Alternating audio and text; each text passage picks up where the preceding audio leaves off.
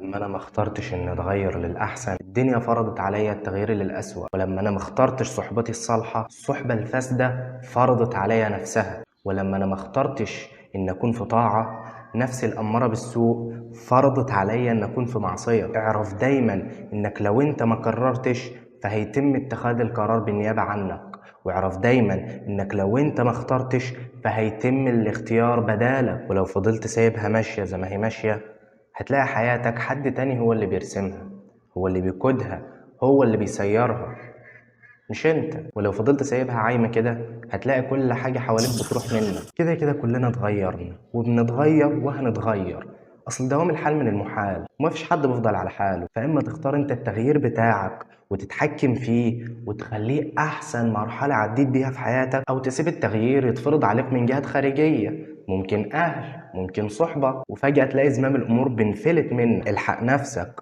وغير بنفسك قبل ما الظروف هي اللي تغيرك. ده كان شرح المقولة أنا كتبتها: كلنا نتغير فاختر تغييرك قبل أن يفرض عليك. كان معكم أبو عامر، صلوا على رسول الله.